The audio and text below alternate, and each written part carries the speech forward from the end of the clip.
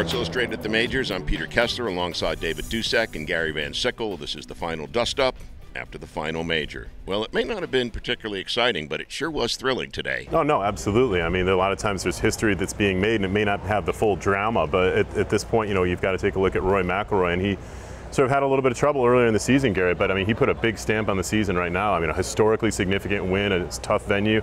Everybody else is sort of falling apart. What impressed me most about Rory was there's a lot of ways you can make a bad score, you know, on this golf course. He went through bogey-free, just put the hammer down on the whole field.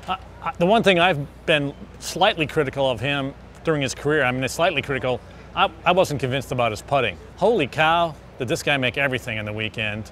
In fact, we're trying to figure out how he shot 75 in the wind on Friday, which was a really good score that day, too. Yeah, absolutely. It's impressive as heck. You know, Tiger had some big wins by a bunch that weren't exciting, but they're still pretty good. Is he a streaky putter or a very good putter?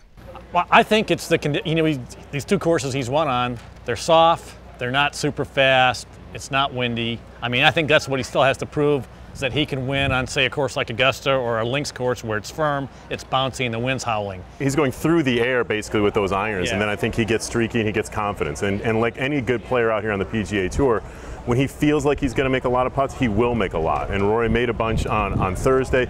Everybody basically just braced for impact. And once he got it going, and I think he deserves, you know, a big thank you from Rory should go to Ian Poulter. Because Rory starts out with a couple shots in hand. It's easy to sort of put it on cruise control and maybe get a little bit lackadaisical with it.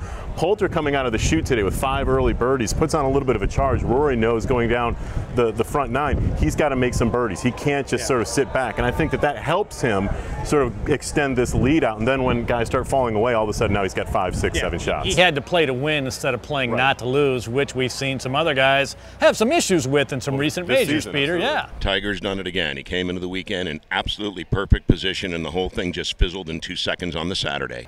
He talked to Casas. I realize it's immediately after the telecast is over. The first thing he says is I was too relaxed. Didn't have the intensity. I've never heard a more lame excuse come out of I mean, what does that even mean? Was that an experiment you tried and it didn't work, or were you not ready to play somehow? Look, just say I didn't play. You've got 14 major championships to stare at that on your mantle. I don't think you get away from what basically got you there. At this point, yeah, I think that admission from Tiger that he didn't, you know, basically bring the intensity on Saturday, you know, is pretty shocking. I think he just had to come up with an answer to the question, and that's what he came up with. And I bet if you asked him tomorrow and he was a little more honest, it'd be a different answer. Last thoughts. What do you think of the golf course? How did it stand up? How did it play? Did it represent the PGA Championship the way it should have? Well, I think that, I mean, not to jump in there, yeah, but I will. He knows what I'm going to say. I know what you're going to say. A couple of things. I think number one, I think that it's a fantastic course. If you're going to come here as a resort guest, you'd have a great time. It's beautiful. Logistically, it's a big, sprawling place. It's tough for spectators here, I think, because you've got so much flat terrain. It's tough to see. It clearly has. It's a tough walk. It is a really tough walk. It's a big, long course. There's no shade. All those kind of things aside, clearly it's got teeth and it can show. I mean, 78 as an average score when the wind is really howling. It's got a lot of things that can challenge the best players in the world, Peter, but it's not going to rank as my highest one. I think it represented the tournament well. They got obviously they lucked out a little bit with a great winner, but I think there's a lot of challenges, especially logistically, to holding the event here. I'm not sure that they'll be back. I don't get the course. It's a links course where it's built in a place where it's windy all but 6 days a year. The course is playable when there's no wind, like Thursday. It's unplayable when it's windy. Just start over. Just dynamite and bulldozers and start over.